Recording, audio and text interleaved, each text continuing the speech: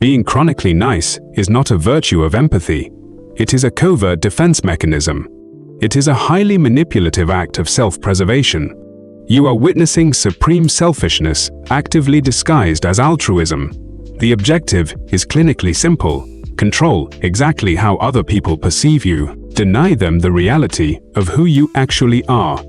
Watch close how they react. Two individuals sit in a living room watching a screen. One person genuinely enjoys the broadcast. The other privately despises it.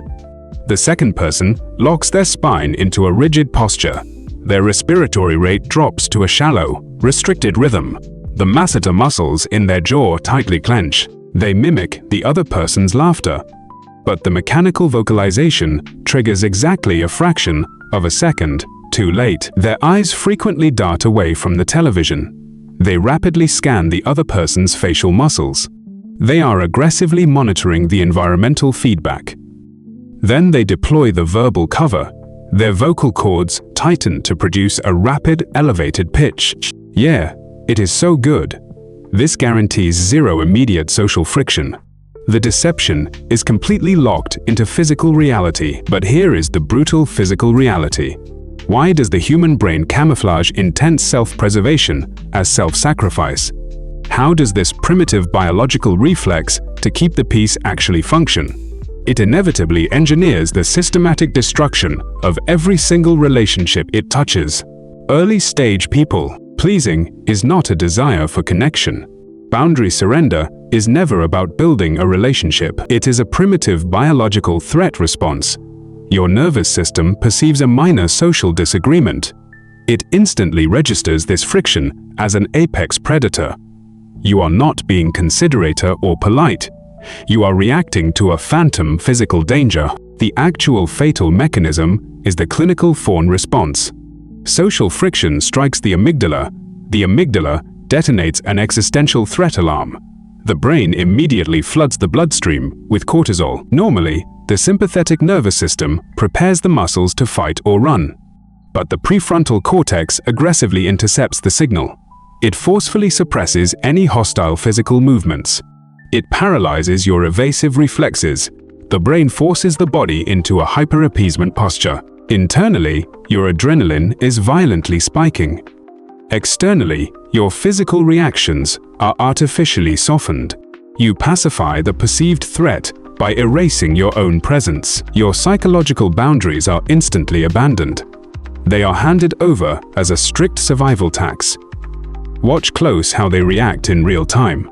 A person receives an immediate request to join a group activity.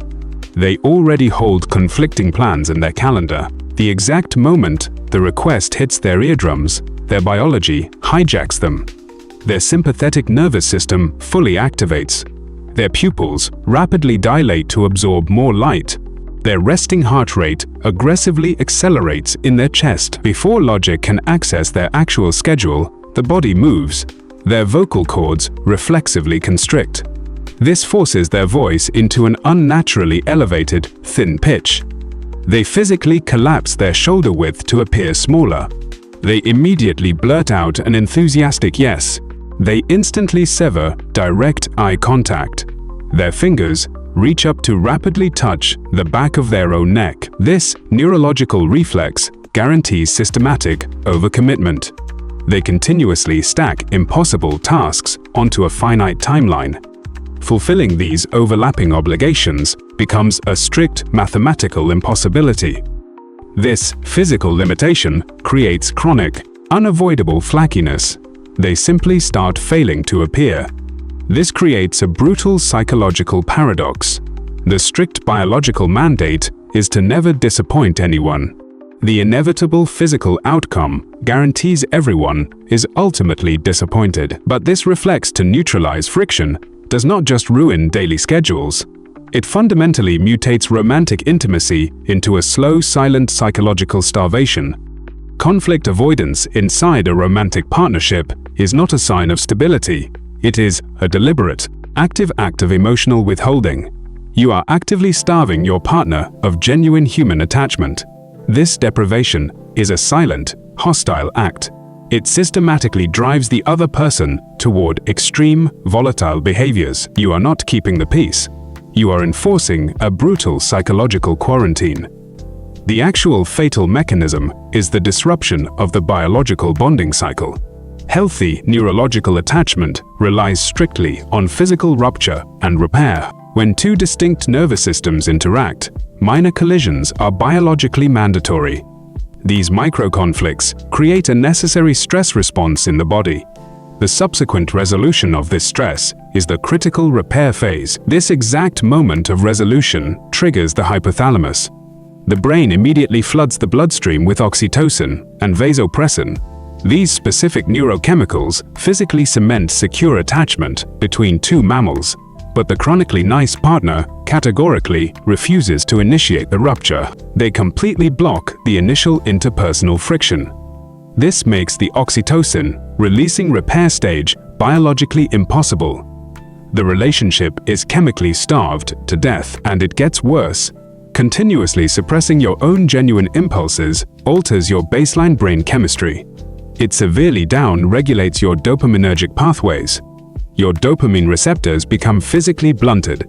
This forces your nervous system into a state of clinical anhedonia. You lose the physiological capacity to experience pleasure. You then subconsciously project this toxic, unexpressed resentment directly onto your partner. Watch close how they react in a domestic space. A partner texts to cancel evening plans without offering any logical explanation. The digital message carries a clear tone of impatience. The recipient reads the glowing screen. Their thumbs immediately type, "No worries at all. Totally understand." They hit send without a single second of hesitation. The exact millisecond the message delivers, their jaw locks. Their teeth grind together under heavy kinetic pressure. They drop the cellular device onto the solid table with completely unnecessary physical force.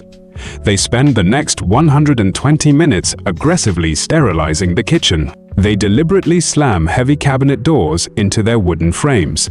They scrub granite countertops with excessive, violent, kinetic energy. Their respiratory rate spikes, forcing heavy, audible exhales exclusively through the nasal cavity.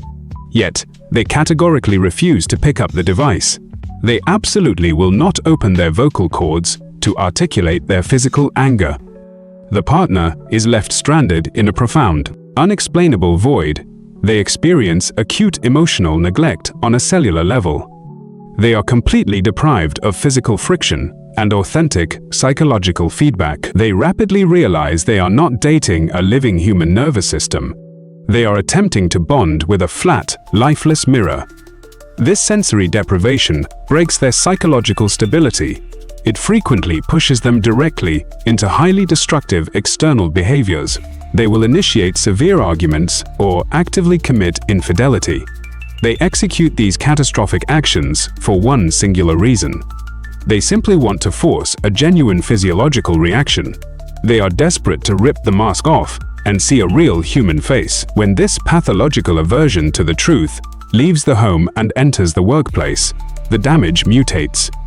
The psychological toll violently shifts from domestic emotional starvation to systemic, institutional sabotage.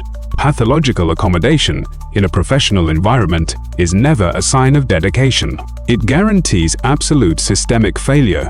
You are witnessing an active, highly destructive form of deception. It is the mechanical process of overpromising and structurally under-delivering. The actual fatal mechanism is the severe hijacking of the executive function. This is a complete clinical inversion of the social desirability bias. The human brain rapidly calculates the energy cost of the interpersonal exchange. It ruthlessly prioritizes an immediate, low-effort dopamine spike.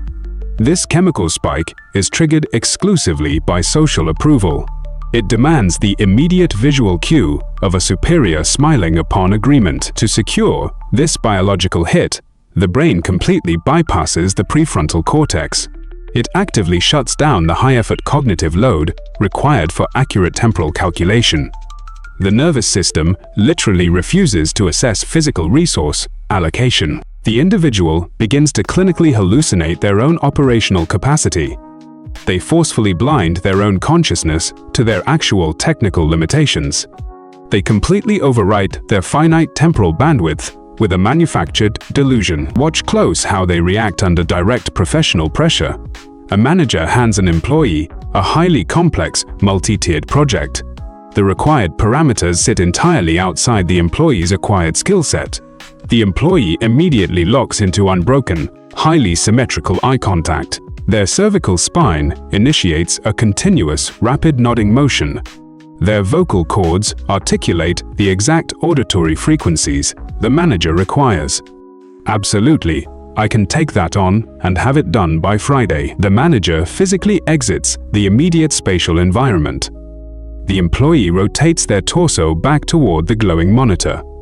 Acute executive dysfunction instantly paralyzes their motor cortex. They sit completely frozen in the ergonomic chair for 20 exact minutes.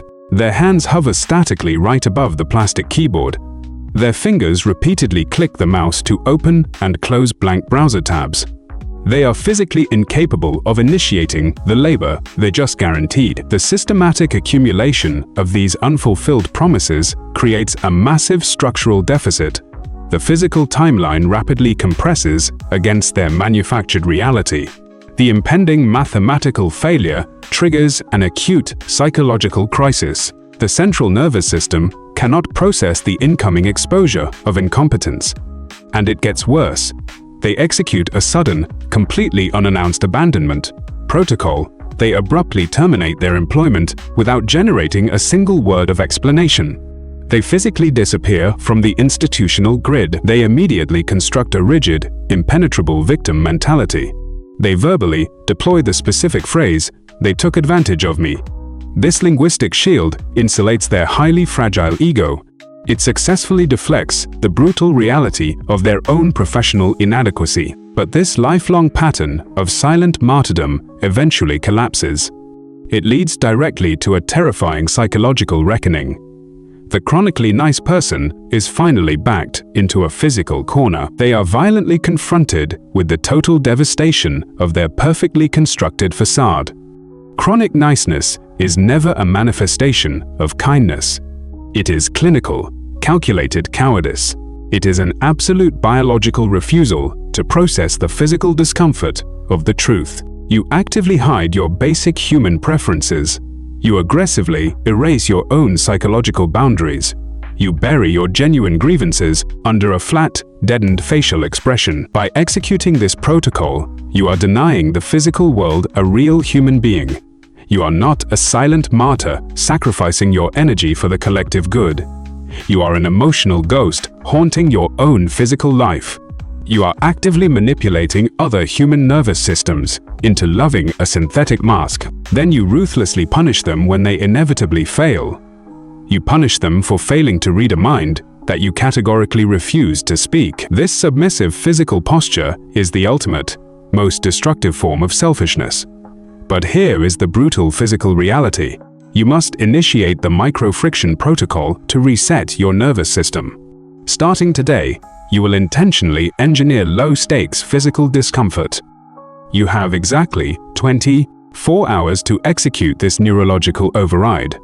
Wait for another human to verbally state a minor daily preference. They will suggest a dining location, a media broadcast, or a trivial opinion. You must immediately open your vocal cords and articulate a direct contrary stance. You will use these exact words. "I actually don't like that place. Let's do this instead." The actual fatal mechanism will trigger immediately inside your body.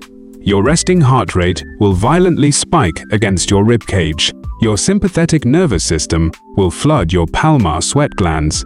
Your hands will become physically damp with cold sweat. You must do absolutely nothing to smooth this chemical spike over. Do not allow your vocal cords to emit a nervous, high-pitched laugh. Do not immediately offer a soft pacifying compromise to lower the tension. You must sit physically still in the exact space you occupy.